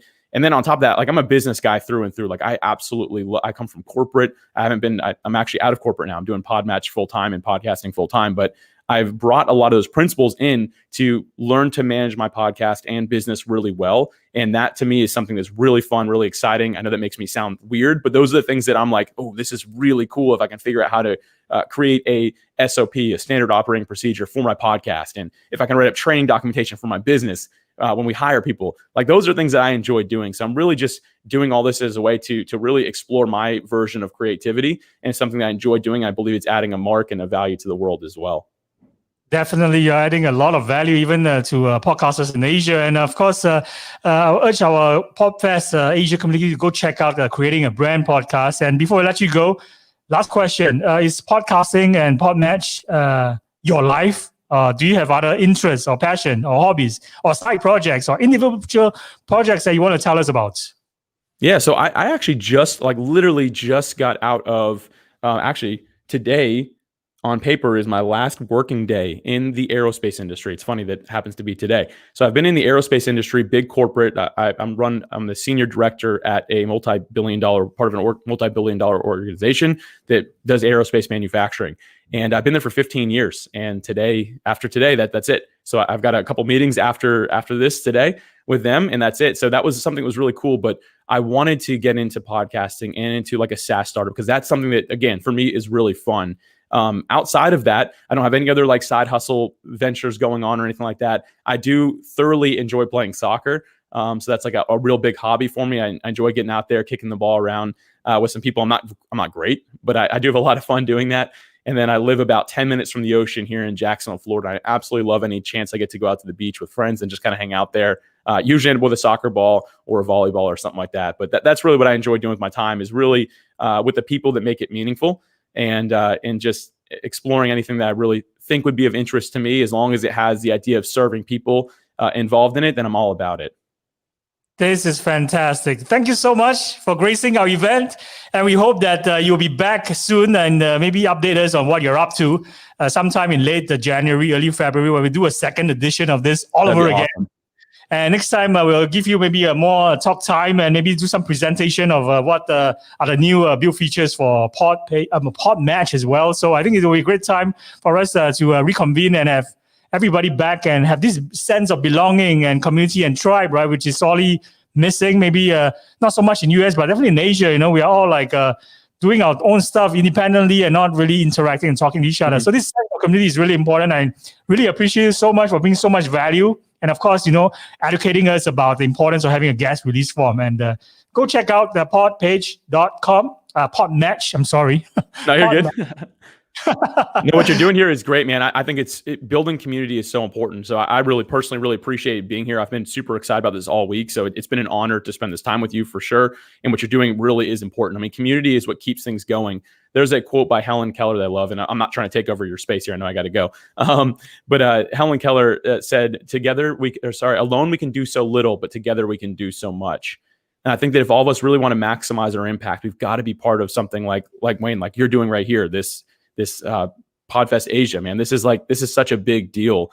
So again, for me, I'm just honored to be here. And I want to just encourage the listeners today, stay involved, get really active with this community, because you will find that you will grow from things like this more than anything you'll ever do by yourself. So thanks again for having me. I really appreciate it. Thank you, man. I take that as a compliment. And of course, we can all win together. So to raise the tide, lift our boats so that we can all move forward. And 2021 will be a huge year for podcasting and for podcast as well. This is the right URL. I make sure I better mention the right name. Podmatch.com. You got it, man. That looks right. All right. Keep yourself safe and take care of each other over there. I'll see you pretty soon. All right. Appreciate it. Take care. Goodbye, Alex. Hi. Who is this? Hello. Are you there? Testing. Mic test 1, 2. Hi. Sasanta, who are you? Hi, Wen. Hi, Wen. How are you? Pretty excited. I'm fantastic. I think this is the first time ever we are meeting face to face virtually. Yeah, I think we have been exchanging text on social media a couple of times, but never met until today. Yeah, so it's great to have you here. And maybe for a start, tell us what you do. And before, I'm going to ask you a few questions about the whole PodFest Asia event and your feedback. So tell us what you do first. Yes. So let me introduce myself first. I'm a TV news anchor here in Sri Lanka for almost 15 years. So now I'm actually building my brand in digital media and focusing on podcasting as well. So I think I was inspired by you and PodFest Asia now. So I believe this is a great opportunity, and I'm pretty excited to be in this platform and talk to you. And I was listening to the speakers as well, plenty of insights that I have gathered from them. So my podcast is titled as Pocket and Planet. Simply it says, save money, save the planet. So it's related to sustainability, having sustainable habits, because that's the way forward. So I'm building my podcast. These days, it's in the planning process.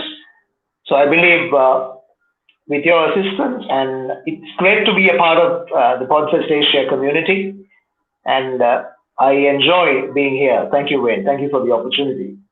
It's great that you're hanging out in the backstage. I've seen that you have been waiting patiently, to come on and to say a few words to your vast, legion of your followers in Sri Lanka.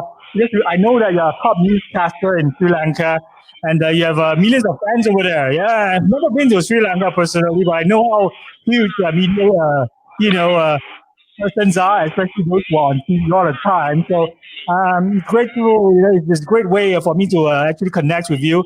I've never been to Sri Lanka, so I definitely want to ask you for your feedback, because we just concluded our PodFest Asia inaugural event, a virtual event. So it's important for me to hear feedback as well. What have you actually, what are your biggest takeaways from the entire 2-day live stream? Listening into the conversations between me and also all these podcasting industry, individuals and organizations. What are your biggest takeaways, and what do you think are the things that you learned the most that you didn't discover before attending this event? I reckon all the speakers, they were from diverse backgrounds, and their insights were quite different to each other. And that's the beauty of this platform. So starting from the way they have begun their podcasts, and some of them have been in their corporate jobs and just left those jobs to dedicate themselves to be full-time podcasters. So that's just amazing. The best example is your previous guest. He said he was in a corporate job for almost 15 years, and today is his last day. And now from tomorrow, he's dedicating his entire life for podcasting. So that shows the demand, the potential that podcasting has. And I don't think that there is a better period to launch PodFest Asia in this fashion way. That's fantastic, and I appreciate your kind and also lovely comments about the show. You know, I've seen that you have also submitted your questions during some of our live panels. So, really grateful that you popped by to say hi, and I wish you all success for your podcast as well. Let us know how the PodFest Asia community can help you to grow your podcast, and maybe put a spotlight. Come on, you know, in our next edition, and launch new shows as well. I think you have a few ideas for new podcast shows. So definitely we're going to talk about that later on after we go off air. But I want to maybe tell our audience that we welcome everybody in. We're not shutting anybody out. So if you can share, you know, on social, you know, what we've been doing for the past couple of days, and make sure you also hashtag it. I think the instructions are below. Capture the screen, share on your socials. Make sure that we raise the awareness as well about this podcasting industry, and make sure that everybody, you know, can also grow and win together. I think that's the mission that we're trying. And I think maybe before I let you go, I'm just gonna maybe ask you for a favor as well. Remember to screenshot this and share it on our socials on LinkedIn and Facebook. Sure, definitely, we'll do. And I believe, as I said earlier, this is a great platform and a great motivation to upcoming podcasters, right? And it's important that we keep on this momentum and move forward. Brilliant. Because collaboration is always key for innovation. So when we get together, we brainstorm ideas, and ultimately we come out with the breakthrough idea. So I think this community has that potential. And hats off to you, Wayne, for launching PodFest Asia. And thank you very much for all the guests joining in and sharing their insights, which were very useful for podcasters or someone who is like myself coming into the industry of podcasting. That was an amazing experience. Thank you so much. That's really lovely comment, and I really take that as a compliment. So I really appreciate you, and you take care, and make sure you keep yourself safe as well. And I'll see you very soon. Yeah, Franka, thank you so much. Good. You too. Stay safe. Take care. I'll see you. I hope to see you in Sri Lanka one day. Very soon. Once this pandemic thing is over, I'll be traveling to Sri Lanka to visit you. I'll see you very, very soon. Absolutely. Looking forward to it. Stay safe, Wayne. Yes. And that brings an end to the inaugural PodFest Asia event. So it has been an incredible experience. I made a lot of mistakes along the way. For example, there are some guests that I was unable to bring on as a result of scheduling conflicts. And of course, there are a few times when the live stream didn't go out as predicted. But we have learned from this particular 2-day experience. And we're pretty sure that the next one that we're going to do, which will be our second edition, will be much smoother. Maybe even on a bigger scale than this first attempt at this PodFest Asia event. And before I go, just a few words about community that I think it's really important to communicate this, because not many people actually know about our mission, and not many people actually know why we are doing this, and not many people even know what exactly is a podcasting industry, right? So I think it's probably important right now for me to articulate this in a very emphatic manner, and do it live as well on PodFest Asia's mission. So this is what I'm going to say. Bear with me while I talk about this for the next 10 to 15 minutes. So I'm just going to talk about how I was inspired to set up PodFest Asia. So a couple of weeks back, I was hearing social psychologist Amy Cuddy. She speaks about her favorite band, The Grateful Dead, on a recent podcast episode. And that episode really moved me and inspired me to also, set up these inaugural events. And the idea of a PodFest Asia community, why, taking actions and why even the tiniest gesture towards making somebody feel seen goes so far. because every one of us, including you, who's watching this live stream right now, the person who's either, replaying this on a podcast while you're taking a stroll or going for a run, or you're at home alone and you're hearing this voice of mine coming out from the smart speaker, I'm sure that you're just like me, you seek belonging. It is a human tribal instinct, and it makes us feel safe. And we are all different and feel like we don't belong only in a regular society. So like everyone else, I've always felt like an outsider. And the moment that I'm able to find a group that accepts me or that accepts us, and we feel like we are there, and it builds up our confidence 100%, it actually makes us want to do, more things, even more uncomfortable things, or do crazy, really, really crazy things, like traveling around the world, simply just to be in that community and to follow my passion or follow our passion. In my case, I love music a lot. I love podcasting. I'm very passionate about it. And then podcasting and music suddenly becomes a mechanism for me. And the idea that I absolutely loved about communities is that it is an abundance mentality as opposed to the scarcity mentality. So people do not have a zero-sum mindset in the communities that I love, that I'm in, such as podcasting and music. Especially the music communities that I was very, very involved in, that inspired me to actually start PodFest Asia. I felt that I'm part of, these communities, and that's the same reason why I could even fly 21 hours to Brooklyn, New York, just to attend a Mr. Bungle reunion show, and show up there without a concert ticket, and have that confidence of knowing that someone in my tribe that I haven't met, before in my life actually has a spare ticket, and that I will still be able to get in. So shout out to Saul Montoya, by the way, if he's listening into this, because he's the one who actually got me a ticket to get into the Mr. Bungle reunion show. Okay, let me continue, because whenever I have a spare ticket for a show, let's say a U2 concert in Singapore just exactly a year ago, I will give it away too, because that is basically, the opposite of what other people probably might do, right? They will sell it above high value, especially to desperate fans who are dying to get into the rock concert, for example. I think this is an unspoken take care of each other tribal mentality that I see when I attend a football match, for example, at Anfield, Liverpool, or a Rammstein show in Gelsenkirchen in Germany, or maybe a Tool concert during a rock festival in Sacramento, California. It's all the same. And online, especially I live in Facebook, because you see me in Facebook interacting with people every day. I'm actually a member of the Tool Army group. I'm also a member of the Nine Inch Nails, the Radiohead, the Mr. Bungle, Ministry, Rammstein, Killing Joke, Godflesh, Skinny Puppy, Laibach, KMFDM, Sonic Youth, Aphex Twin, all that fan communities that are so active on Facebook. You will see that, I will even get on a plane or a bus to follow all these brilliant artists that I grew up listening to, and actually watch them play 100 shows around the world.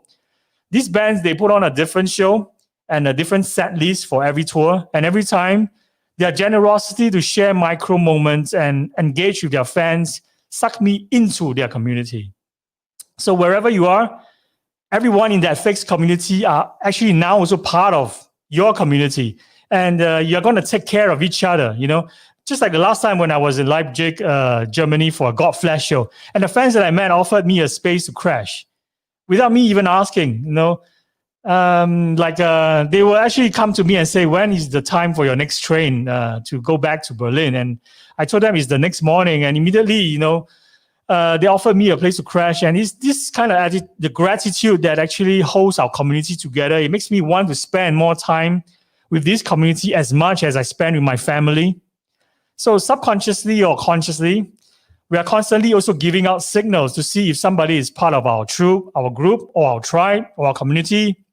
And sometimes fashion actually play that role too. Like a book publisher that I met a few weeks ago, who happened to be on my podcast just the other day.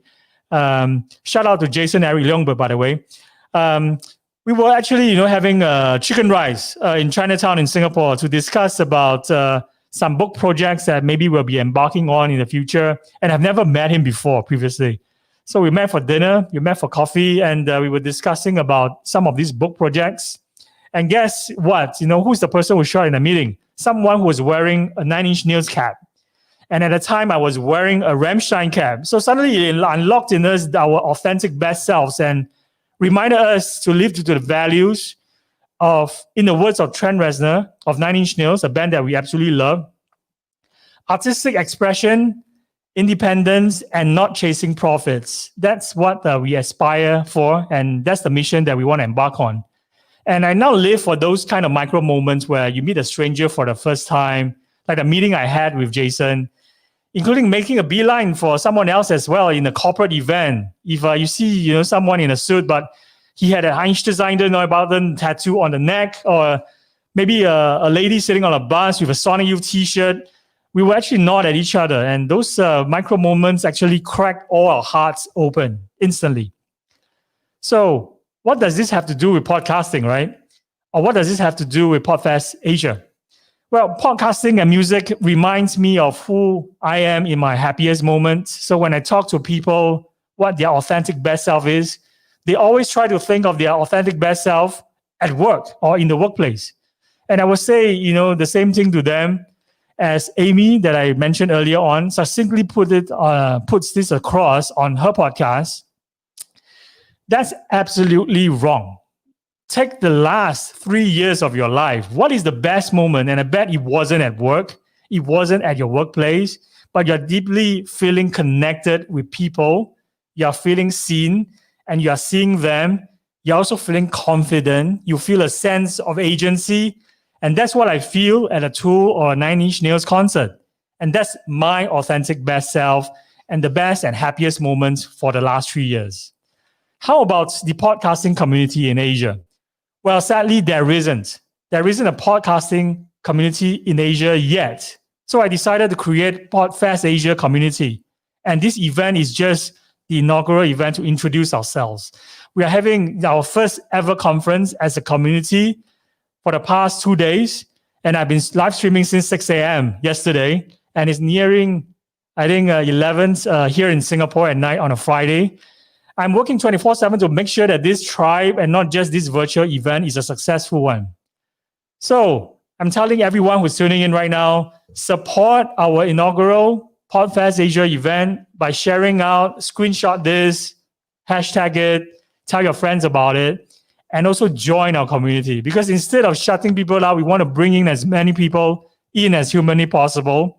All kinds of help and assistance, including sharing this post, volunteering to speak at our next event, sharing knowledge of your podcasting experience, or simply just attending to learn from those who have launched their podcast successfully, or even saying a simple hello, during the event, like what Sasanka from Sri Lanka has done by video calling in to say hello.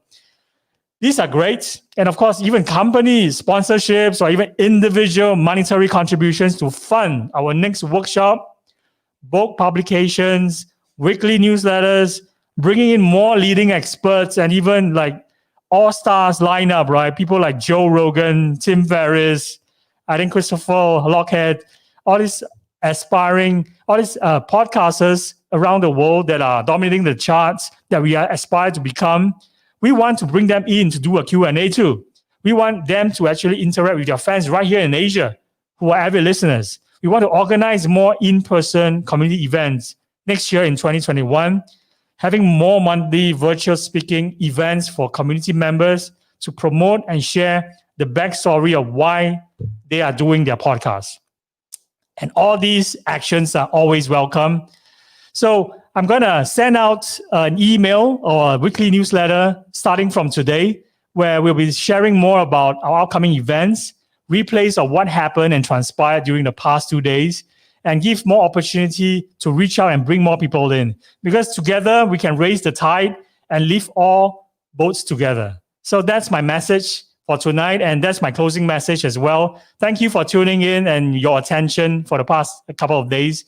I'll see you guys really soon, hopefully in person. Wayne Chung, founder of PodFest Asia, signing out. Goodbye.